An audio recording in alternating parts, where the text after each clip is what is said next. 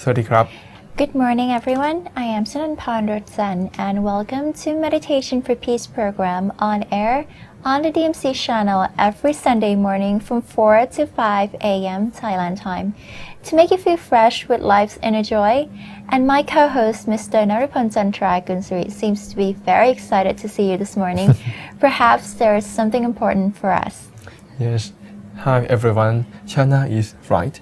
I was so excited about the news to revive Buddhism in India by the most venerable พระราชภาวนาวิสุทธิ์หลวงพ่อธรรมชโย the president of Dhammakaya Foundation, as requested by Kalpana Saroj Foundation, led by Madam Kalpana Saroj.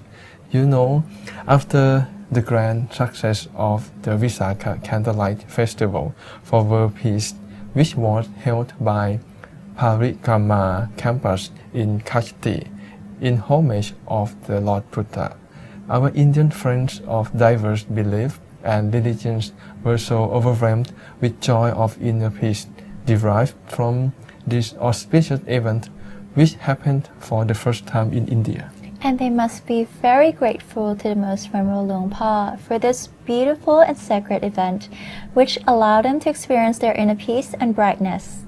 Certainly, and they also requested more functional plan from the most venerable Luang Pa Thammachayo so that they can gain wisdom from the teaching of the Buddha.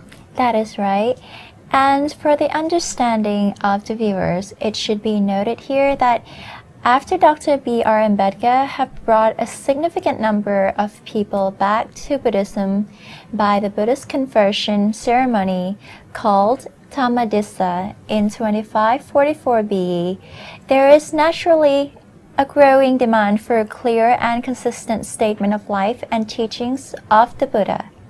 Yes, and Madam Kalpana Saroj, president of Kalpana Saroj Foundation, who is the follower of Dr. Ambedkar, has revived this demand and has traveled throughout all Buddhist countries in search of a strong Buddhist organization with a faithful practice of the original Buddhist doctrine in order for her foundation to affiliate with and carry on with the job Dr. Ambedkar has left. She first visited Dhammakaya in 1997 and went back to visit the temple from time to time during the past decade to claim her personal Buddha image on the Mahathammakaya Satya. And most importantly, to be sure, Dhammakaya is the organization she had been looking for. Until last February 28th, she offered a nice plot of land in India for Luang Pa to set up a center and humbly asked him to help train her people in the Buddhist doctrine. Yes, as you know, the genuine message of the Lord Buddha, which is practiced in the Dhammakaya temple, has been passed flawlessly from the great master พระมงคลเทพมุนีสดจันทสโร คุณยายมหารัตนอุบาสิกาจันทร์ขนนกยูง to หลวงพ่อธรรมชโย and then us through the practice of the middle way meditation. In others' words, Dhammakaya meditation. Yes, therefore, we first would like you to join us to experience the light of the Buddha's wisdom in the Dhammakaya meditation method, instructed by the Most Venerable Luang Pa Thammachayo. Please be ready for the meditation. Find yourself a comfortable position, relax, and gently close the eyes. Yes. We will enjoy the happiness of the inner peace together. Then see you after this.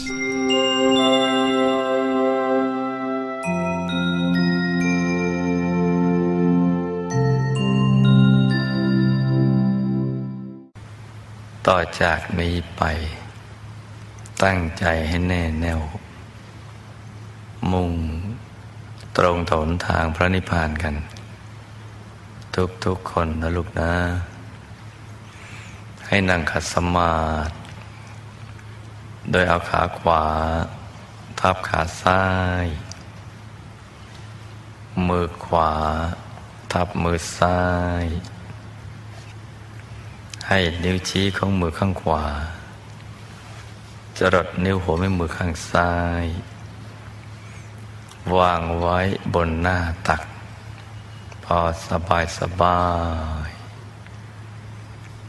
หลับตาของเราเบาๆคลอดลูกพอสบายคล้ายๆกับตอนที่เราใกล้จะหลับอย่าไปบีบเปลือกตาอย่ากดลูกในตานะจ๊ะ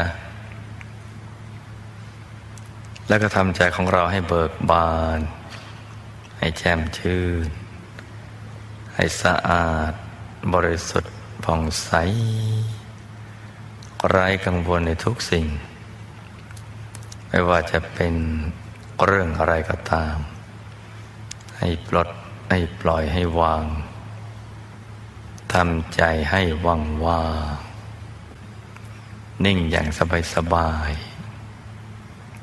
ต้องสบายนะลูกนะอย่าทิ้งคำนี้นะถ้านิ่งอย่างลำบากรู้สึกอึดอัดคับแคบไม่มีความสุขมันไม่สบายเลยทั้งร่างกายและจิตใจไม่ใช่แล้วอย่าดันทุลังดำต่อให้ค่อยๆผ่อนมากคลี่คลายระบบประสาทกล้ามเนื้อค่อยๆ คลายพอเรานึกคลายจิตมันก็จะคลายตัวพอคลายตัวก็สู่ภาวะโล่งๆว่างๆนิ่งใหม่ก็ต้องฝึกกันอย่างนี้แหละฝึกให้ได้และเดี๋ยวเราก็เห็นดวงใสๆมันจะสว่างนั่งแล้วหลับตาแล้วมันไม่มืดเห็นดวงใสๆแล้วก็ดูไปเรื่อยๆนิ่งถูกส่วนมันจะขยายแล้วก็เราก็จะถูกดึงดูดเข้าไปข้างในทั้งดึงทั้งดูดเลยเหมือนมีแม่เหล็กยักษ์อยู่ข้างในนะเป็นแม่เหล็กโลกดูดเข้าไปบางคนก็ตกใจหวาดเสียวเพราะไม่รู้มันอะไรไม่เคยเจอต้องตามใจนะลูกนะอย่าไปฝืนใจอย่าไปฝืนความรู้สึกอย่างนั้นปล่อยไปทำเฉยๆเนี่ยปล่อยคือทำเฉยๆไม่ใช่ดันนะจำนะลูกนะต้องจำนะคือทำเฉยๆเนี่ยเฉยอย่างเดียวแล้วมันจะเป็นของมันไปเองเห็นไหมเจ้าว่าการศึกษาความรู้ภายในเนี่ยมันไม่ได้ยากครับถ้าเรารู้จักเข้าใจแล้วก็วางใจเป็นรู้ขั้นตอนของประสบการณ์ภายในเดี๋ยวเราจะทำได้ทำเป็นกันทุกคนนั่นแหละแต่ก่อนอื่นลูกจะต้องมีความเชื่อมั่นในตัวเองว่าคนอย่างเราเนี่ยทำได้ขอให้รู้วิธีการนั้นแหละที่ถูกต้องเดี๋ยวเราจะทำให้มันถูกต้องและเราก็ทำได้ต้องมีความเชื่อมั่นตรงนี้ก่อนนะลูกนะอย่าไปมัวสงสัยลังเลว่าเราจะทำได้ไหมนะคนอย่างเรานี่กิเลสหนาปัญญาหยาบเนี่ยผ่านชีวิตมาก็หมองมาซะทั้งเยอะจะทำได้ไหมนะเลิกคิดนะลูกนะความคิดชนิดนี้อย่าให้มีในลูกพลาดอย่าให้มีในนักเรียนอนุบาลฝันในฝันวิทยาถ้าเราไม่มั่นใจในตัวเราแล้วเนี่ยเราจะไปทำอะไรได้หลับตาอ้าปากตักอาหารเรามั่นใจยังตักเข้าปากได้เลยนะหลับตาเนี่ยเอานี้จิ้มรูจมูกเรายังจิ้มได้ยังถูกต้องนะ ราะฉะนั้นเราก็ต้องมั่นใจว่าเราต้องทำได้เพราะเรารู้วิธีการแล้วเนี่ยซึ่งก็บอกไปหมดแล้วไม่ได้มีอะไรปิดบังเลยเนี่ยเราก็ต้องฝึกฝนฝึกไปเรื่อยๆต้องรักอย่างหลงไหลนะฝึกไปนั่งฝึกยืนฝึกเดินฝึกนอนฝึกมีเวลาว่างเป็นฝึกไปเพราะนี่คือวิชาของชีวิตนะลูกนะวิชาที่สำคัญที่สุดของชีวิตเราจะเรียนจบด็อกเตอร์กี่แขนงก็แล้วแต่มันก็เป็นไปเพื่อให้ได้ปัจจัยสี่มาหรือให้ได้รับความยกย่องนับถือเชื่อถือเป็นเครดิตในทางสังคมเท่านั้นแหละแต่เวลาใกล้จะละโลกนะมันเอามาช่วยชีวิตไม่ได้นะที่จะไปสู่ปรโลกนะลูกนะ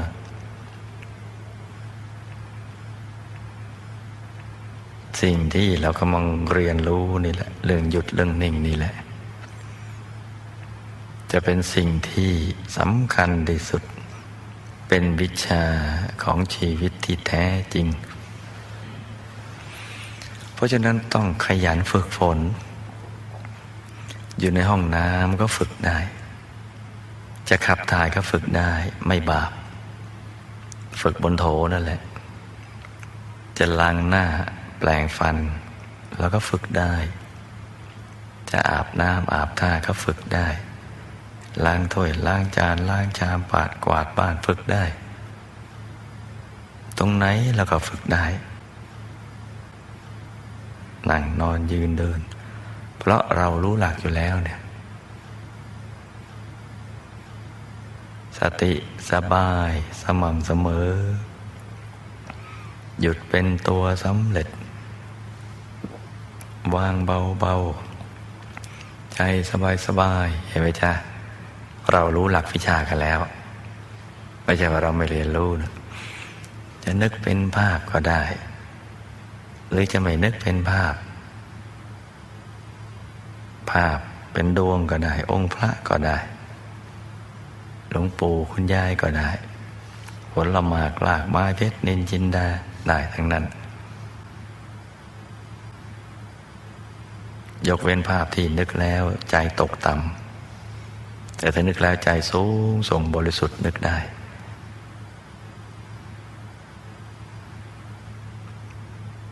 มีสิ่งที่ดีๆอีกเยอะนับไม่ถ้วนอย่างเมื่อเราได้เข้าถึงพระรัตนตรัยในตัวนั่งให้ดีนะลูกนะใครเหนื่อยใครง่วงใครเพลียใครนั่งแล้วตึงก็ปล่อยให้มันหลับไปในกลางพอสดชื่นแล้วก็ตื่นมาทำใหม่ใครเมื่อยก็ขยับฟุ้งก็ลืมตาแล้วก็ว่ากันใหม่ให้ลูกทุกคนสมหวังดังใจในการเข้าถึงพระรัตนตรัยในตัวทุกคนนะลูกนะต่างคนต่างนั่งกันไปเงียบๆนะจ๊ะ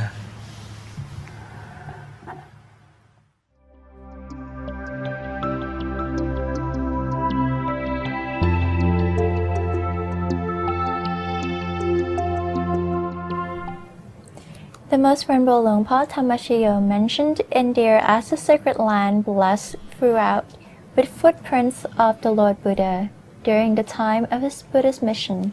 In India, you are able to breathe the air that the Holy One breathed.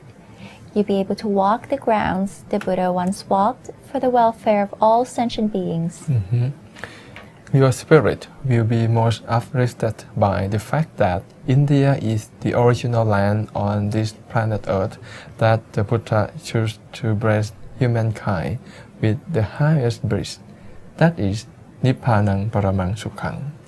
Yes, and we are most delighted to welcome you to join us in Lungpa's plan to pay a debt of gratitude to our Lord Buddha, the greatest teacher, either by sending in moral or material supports. Call Prat Pasura Suttamano at 083-922-1199 or write to us at the email address nataya072@hotmail.com. We'll make sure your voice is heard and your contribution be recognized. Yes. Now it's time we hear a gorgeous story of Buddhism in Bangladesh, told by the people of the Buddhist most sacred family named Barua. This interesting interview was conducted by Miss June or Kun Chantipa Wanichkun. So please stay tuned.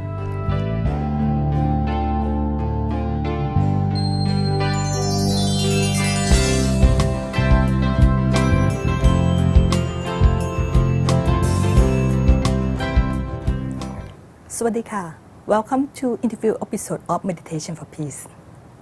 If you hear a family named Barua, you will think of a family of long Buddhist tradition, especially in Bangladesh, where Muslim is the predominant religion. Barua can be considered a major patron Buddhist religion in the country of Bangladesh. We are honored to have here in our studio today a gentleman from Bangladesh who hold the position of assistant teacher of the World Fellowship of Buddhist Youth. Please have a warm welcome, Mr. Brahmendo Pratap Barua. Sawadika. Good evening, June. It's nice to be in your studio. Thank you for spending time with us. And I have to say, welcome to the land of smile. It's very nice of you. Thank you. Oh, okay. Because you're here in our studio at the Dhammakaya Foundation, right? How do you know this temple, Dhammakaya Temple and Dhammakaya Foundation? What is inspiration for you to come to have a visit here? Okay. I would like to add few things because before coming into your studio, I had a meditation session with Venerable Suchino, who is working in the Dhammakaya Foundation to propagate Buddhism. I also met him in Japan and talked with him regarding the Dhammakaya meditation technique. So today I had a chance to practice meditation under his guidance. Is it first time to practice this type of I meditation? did Vipassana meditation before, but Dhammakaya is the first time. Okay. So it's really very nice and it's worth it. It's worth it, and it's different. It's too difficult for you to just like. No, it's not. It's not so difficult. You know, it's even I would say it's very easy, and it's so easier that everyone can do it. You don't have to be a Buddhist to do it. Okay. So anybody can do it. And afterwards, I had a tour to Dhammakaya temple. Wow, I must say it's a massive temple, and I think it's the biggest temple of the world. Really, it's too big. You cannot imagine. Okay, because you're talking about the Dhammakaya temple is very big, right? And beside that, what else did you see beside of the size of that one? Beside the sites, I saw the motivation of people, how they're working, their dedication towards Dhamma, and especially the Buddhist monks. They're practicing in their rooms, and everyone is doing their duties. Actually, Nobody's sleeping. nobody's sleeping, yes. That's very important thing. And the donation which are coming from people, these are worth it. They're really using You mean by the? Do you mean by money for people who donate to build this temple? Yes. So they're using the right. They're using this money in right place, and they're not wasting it.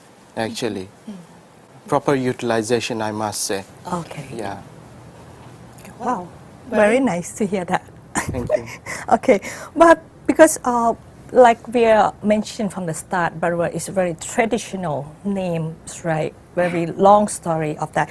First of all, we'll get into about you and Bangladesh before we visit the Dhammakaya Foundation again. Okay. First of all, you can tell me that what is the meaning of Barua? Because I know it's have a special meaning of it, right? And where it came from. Barua came from the word Baro and Arya. If you divide the word Barua. Boro means great, somebody who is noble, and Arya means Aryan, civilized. So if we match together, it comes someone who is noble and who is civilized. Okay. So the name has a very good meaning, and it comes from a noble family as well. And Barua came from Magod, from India, Magod, the kingdom of Bimbisara. Baruas used to live in Magod, and later on they have shifted from Magod to Bangladesh, someone to Assam, someone to Sylhet, and someone to northern part of Bangladesh, southern part of Bangladesh, and Chittagong especially. So Baruas are surrounded all over the Bangladesh. Yes. And any history behind that name? But you like Barua is a big family in Bangladesh? Barua is a kind of surname, you can say. And now we write Barua. But although if you're born in Barua family, you automatically deserve the name Barua as your surname. But in order to be a Barua, you have to follow 5 precepts, because it's not so easy to be a Barua. You have to have certain qualities. It's if you even though you're born under the Barua family name, it doesn't consider you a Barua. Yeah, it's kind of, if you're a son of doctor, we cannot call you doctor. So you have to go to school, then prove yourself, write exam, then you can be a doctor. So if I born in a Barua family, maybe I could write Barua, but it doesn't mean I have to prove as a Barua with my qualities. So a good Barua must have certain good qualities. It means you mentioned earlier is you have to practice a 5 precepts. Of course, that's very important. Anything else in that?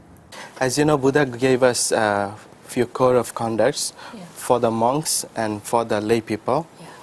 So we have some code of conducts for the lay people. If you follow this code of conducts, maybe you can tell yourself a Barua, a great Aryans. Okay. Yeah. It means you have something to strive you to be proud of your Course, family name. of course. Okay. And I know that you are a businessman, right? And you're, of course, you're working a lot of work to do, and you with the high rank of your business too, right? And is that your own business? Is that right? Yes. Okay. And somehow you dedicated your time in this Buddhism. Dhamma work. In the Dhamma work, right? What is the motivation for you to do that?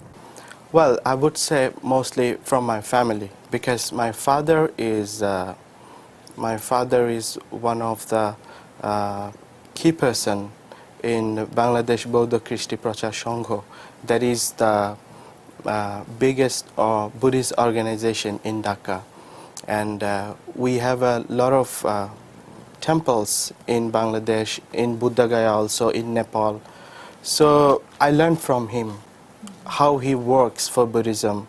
Days and nights, he goes to Chittagong and then come back, then attend another program, then again goes to United States, then again goes to Tokyo to attend Buddhist conference. So that's how it works. If you start have been something, watched that for a long time. So I saw it from my family actually, and I learned it. And every time my mother and my father, I saw them going to temples, paying respect to monks, inviting them for lunch. So it automatically comes. And when we go to temple, our most venerable Sudananda Mahatero, he talks about Buddhism. We learn from him, and we share our merits all together. We sit for meditation in the temple. So it's a you can say it's a joy, sharing merits with everyone. Yeah, but you don't have when you were a kid, you don't feel like, okay, my parents spend too much time in the temple and here and there. But why don't they pay attention to me? No, none of No. that kind of feelings happen. Whatever he does, he never do it alone. My father takes me with him, and he tells me the reason behind this. He doesn't do it out of his emotion or out of his tradition. Whatever he does, he tells, okay, here's the meaning of this, here's the meaning of this. So if you do this, it's gonna happen. If you don't do this, it's not gonna happen. That's how it works. But and do you believe that right away, or just like you have to prove Well, in doing that? I would say when I was a kid, maybe I used to believe that right away. But afterwards, when I sat for meditation and when I started knowing myself, when I read Dhamma books, then I realized actually that anicca, what is anicca? Impermanence. Life is full of impermanence. Nothing is permanent here. And everything is changing day by day, day by day. So you have to accept that changes. And if you don't accept that changes, you get with more attachments, which is giving you dukkha, and that is ignorance. So That is a lot of Buddha teaching. Huh? And you got that from meditation, when you practice meditation. and also reading from books Okay. and talking with lots of venerables and knowledgeable person. Okay, to see when you have an open mind, you can, well, you know a lot of things. It's good for your life. Huh? Thank you. Okay.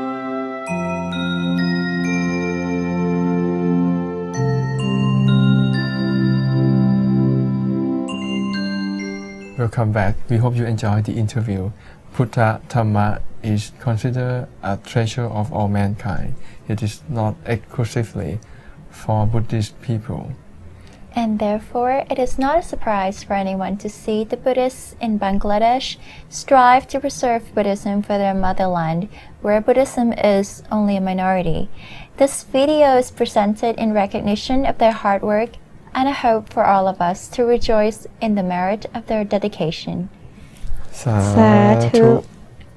However, last month when 250 Dhammakaya Buddha images were sent from Dhammakaya Foundation to Bangladesh as per request of the Bangladesh Sangha through this DMC channel, the whole world was witness the joy of the people. This is what I want to update our viewers on global news of Buddhism. And in the next part of Meditation for Peace, you will meet with Venerable Sander Kemat Thammo in the Dhamma lecture on the law of karma, in which I am sure you will find it as enjoyable and useful, so don't go away.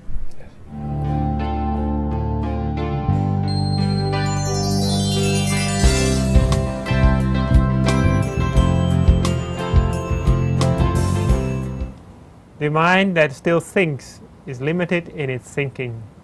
It can only understand things to a certain degree. Because normally when we think about something, we superimpose our views. We start to say that this is like that, it should be like this, it should be like that. We have our own opinions.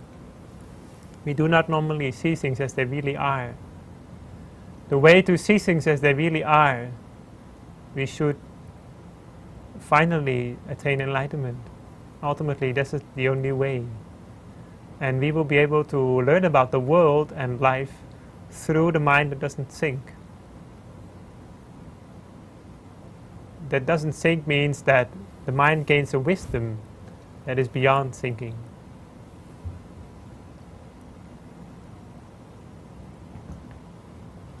So the intellect is limited. And he didn't recommend to study about the leaves in the grove. It would not help for any spiritual practitioner like to do that. To study about the leaves in the grove, you have to practice meditation until your mind is pure, and then it's useful to learn about these things by yourself, perhaps. This is not mentioned in the text, but what is mentioned very clearly is that the Buddha didn't want us to study these things intellectually by debate, by asking questions, by intellectual philosophy. He gave a metaphor. Because this monk that wanted to learn about philosophy, wanted to learn about these things, about all these questions that are very philosophical or metaphysical, he went to the Buddha and complained. He said, "You haven't answered my questions. I've asked you these many things, you haven't answered me. Why would I ordain with you if you do not answer my questions?" And then the Buddha said, "Did I ever promise you that I will answer your questions?" "No." "Well, then why do you complain with me?" And then he gave a metaphor. He said, "It's just as if a man were wounded with an arrow, thickly smeared with poison.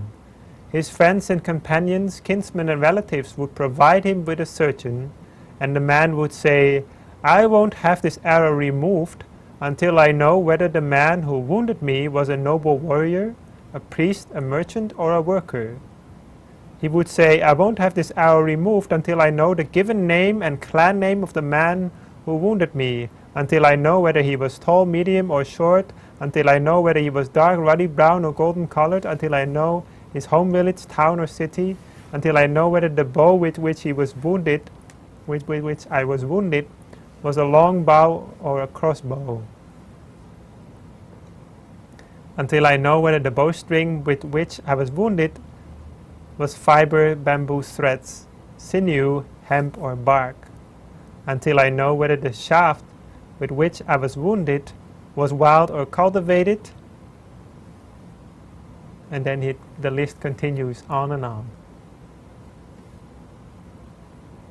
The man would die, and those things would still remain unknown to him, because he couldn't be brought to the surgeon,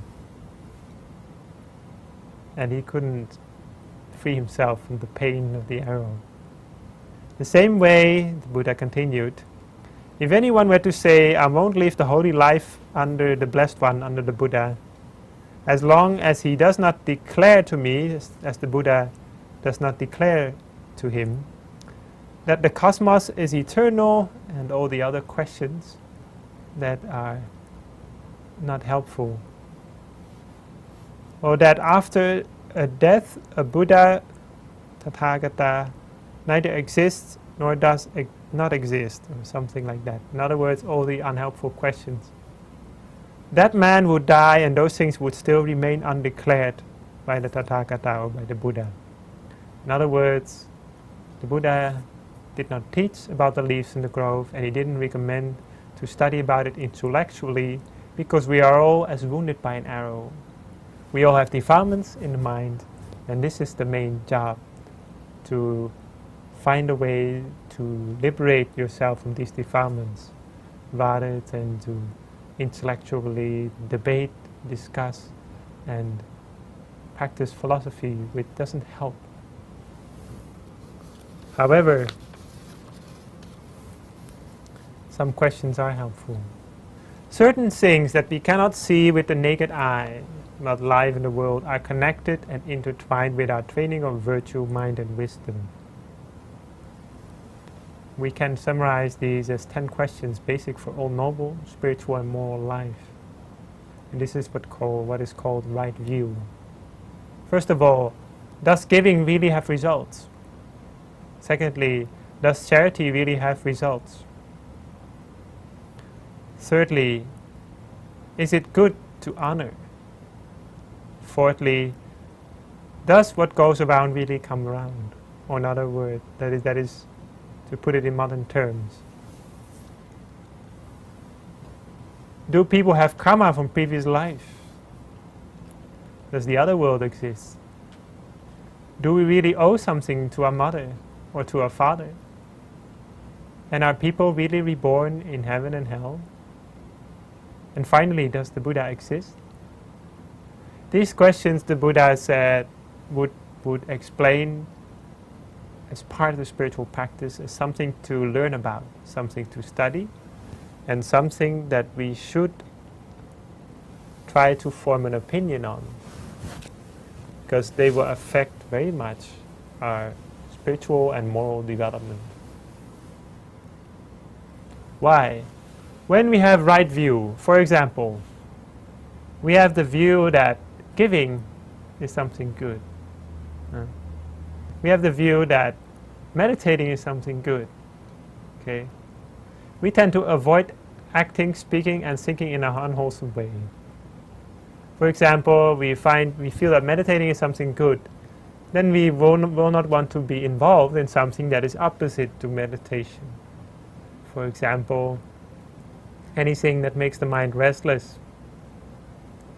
Like, we might be less attracted, for example, to go to discotheques because we feel that this is opposite to our practice of the mind. We are more likely, we tend to act, speak, and think in a wholesome way. If we feel that meditation is something good, or that giving is something good, for example, we would like to give because we feel it's something good. Very simple. We see the danger in unwholesome actions and the benefit of wholesome actions. When we hold right view, we will have also right intentions. We will not want to hurt others. With right speech. When we have right view, we have a positive and realist view on life. And that makes it possible for us to be an example for others, to persuade others to do good. If we have the view, however, that it all doesn't matter what you do, and that persistence in doing good doesn't pay off, then why would you persuade someone to do good when he's facing difficult circumstances? Or when you yourself are facing difficult circumstances? How can you do that? Rather, you might be involved in praising yourself, disparaging others, and you might oppose those who say that giving is good. So you will find yourself becoming an opponent of those who do good. So that is right view is then very importantly.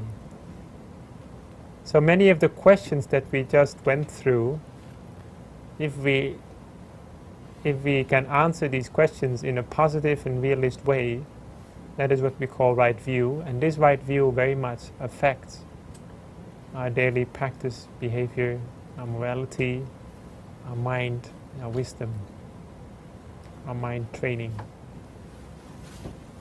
So these things are very useful to learn about. Person that thinks in a certain way, has a view in a certain way, well, everything he does will be different.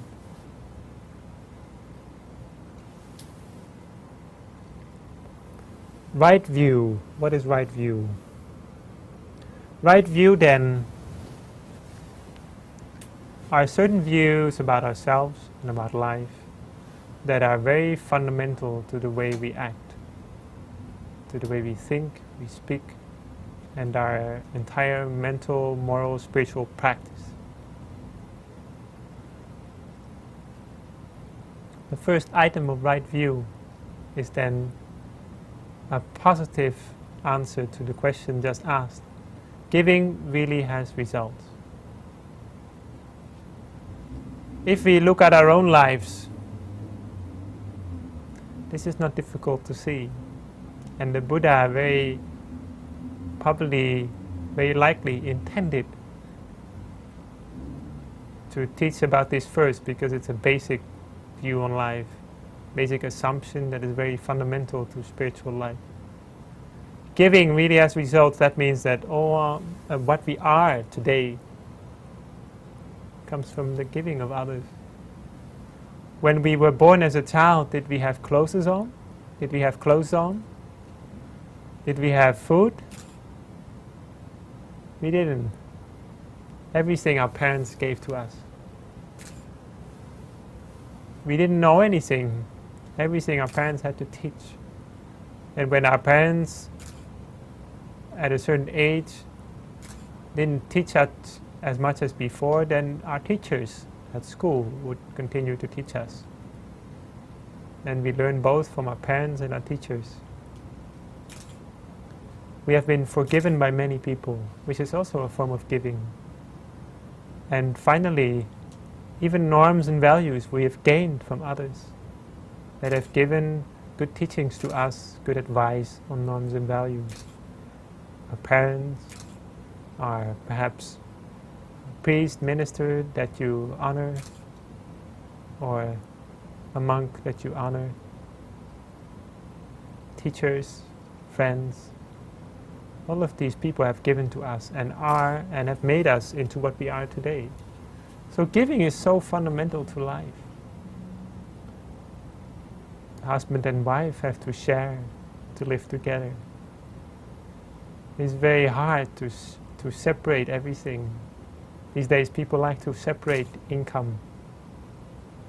But sharing is what makes the world go round. Giving is what makes the world go round. Someone who believes that giving always bears fruit, that it's very fundamental, very important to our spiritual life, is said to hold the first form of right view. At this point, we do not talk about the law of karma yet. It's just a basic view that giving really has results. Another thing similar but not exactly the same is charity really has results, which is giving to a certain group. Charity is mostly something we do for those who are in suffering. It might be to the handicapped, the elderly, or to other groups that are in suffering or have difficult times.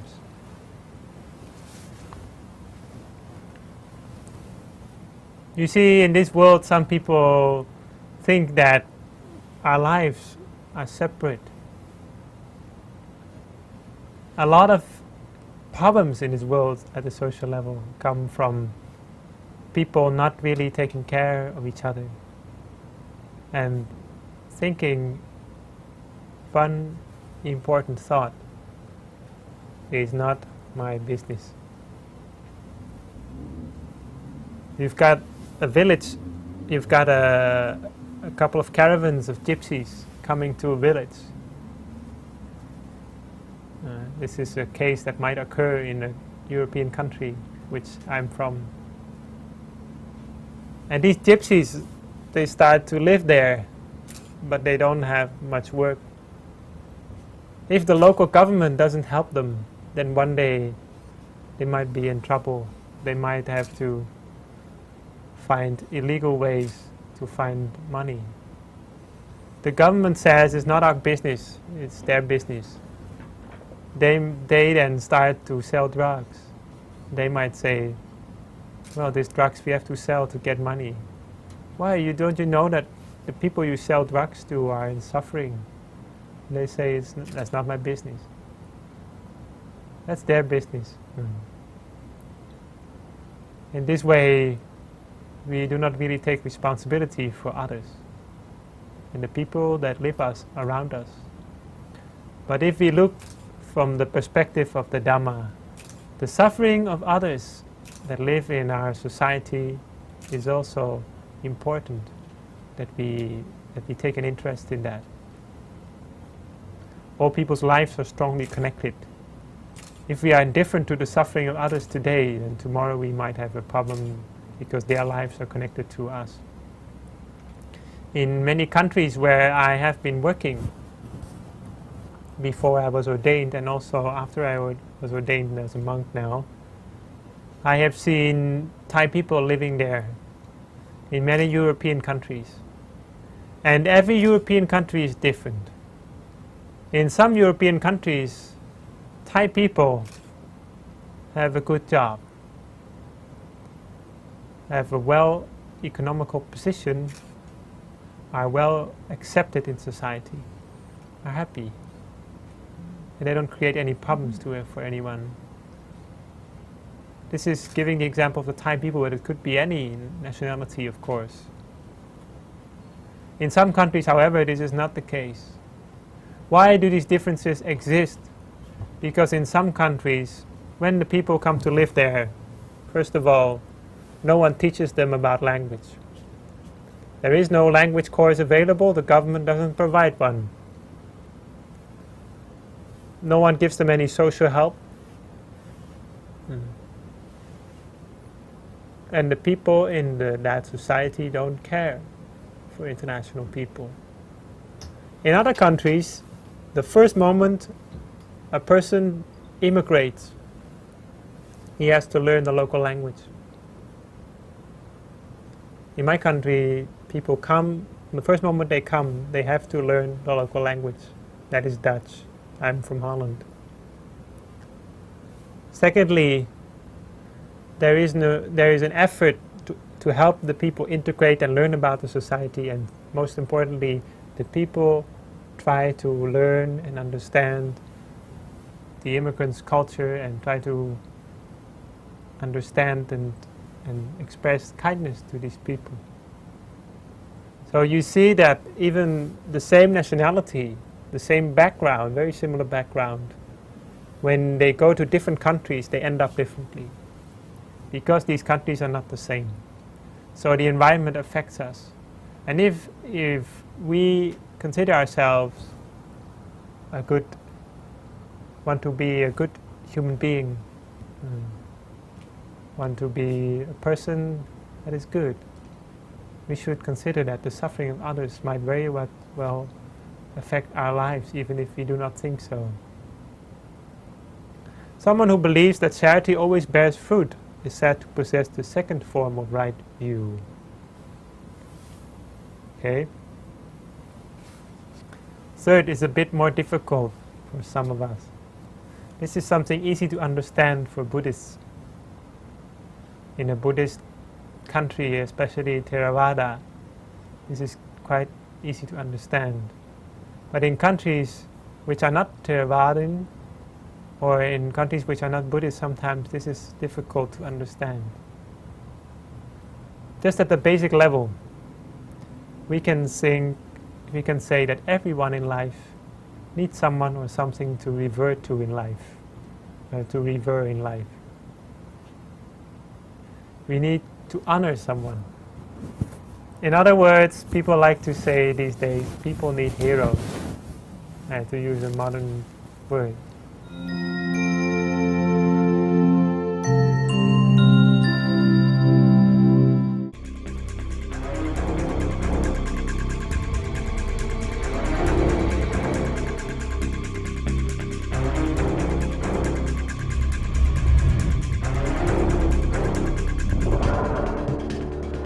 On Thursday, 27 May 2010, thousands of Indians dressed in white to participate in the ceremony, which was presided over by His Excellency Ramdas Ashtaule, a former minister, and His Excellency Paban Rao Bajpute, a minister.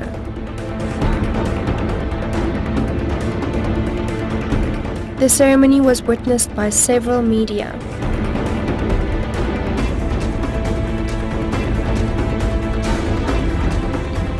In the evening, Parikama University in Kasti was the venue where Indian Buddhists joined together to light up Visakha lanterns for world peace as a homage to the Lord Buddha.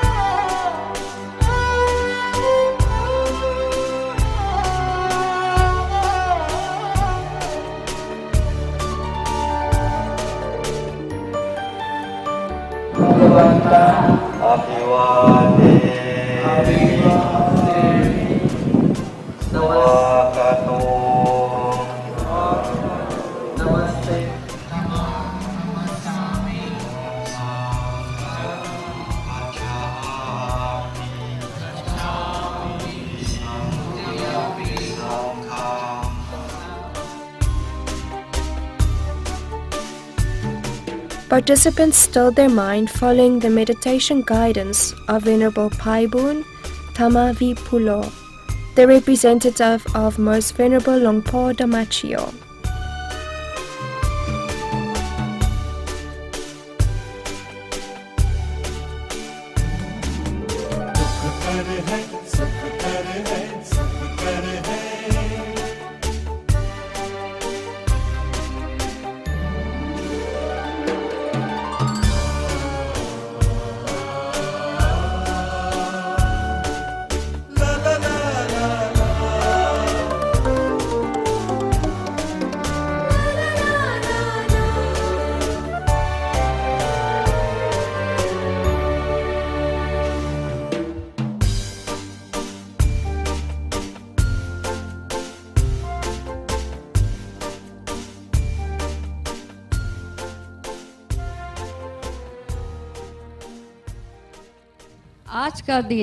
आज का दिन बहुत ही महत्वपूर्ण दिन है। बहुत ही महत्वपूर्ण दिन है। विशाखा पूनम का है। विशाखा पूनम का है। विशाखा पूजा का है। विशाखा पूजा का है। बुद्ध जयंती का है। बुद्ध जयंती का है।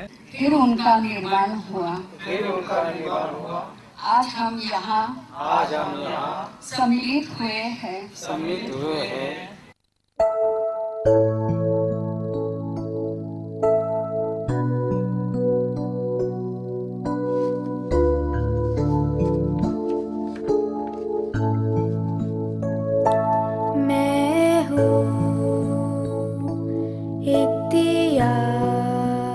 The power of faith was instilled into everyone's hearts as the lanterns on the ground were lit up one by one, followed by the floating lanterns being released into the beautiful sky.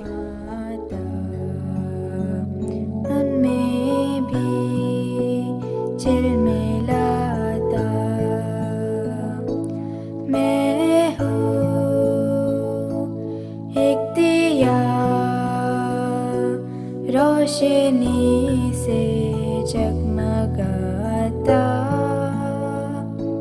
मैं हूँ चमचमाता मन में भी झिलमिलाता मैं जीवन हूँ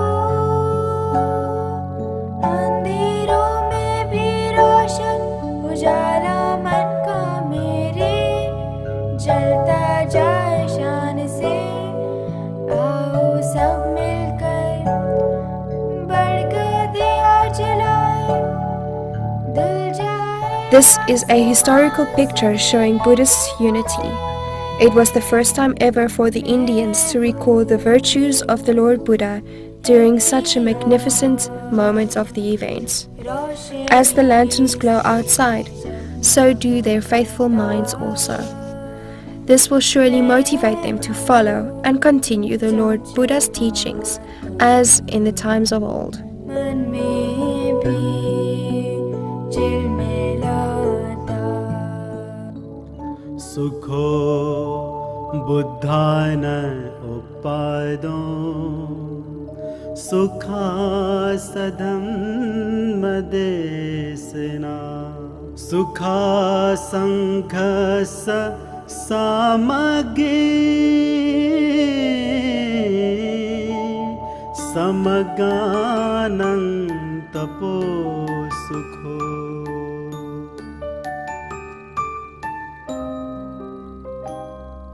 सुख करे हैं सुख करे हैं सुख करे हैं विशाखा पूनम सुख करे हैं सुख करे हैं सुख करे हैं सुख करे हैं बुद्ध का जन्म सुख करे हैं इस पूनम पर ही है परिनिर्वाण विशाखा पूनम सुख करे हैं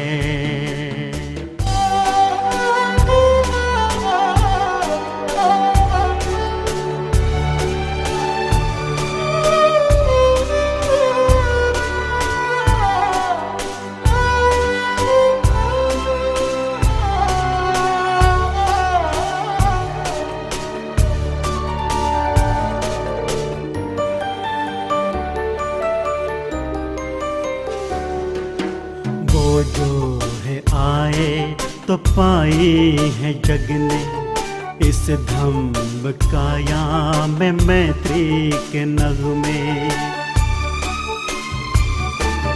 वो जो है आए तो पाए है जग में इस धम्म काया में मैत्री के नगमे। इसी धम्म काया से फैले हैं जग में अहिंसा के संदेश प्रज्ञा के नगमे। अहिंसा के संदेश प्रज्ञा के नगमे। सुख कर है सुख कर है सुख कर है विशाखा पूनम सुख कर है।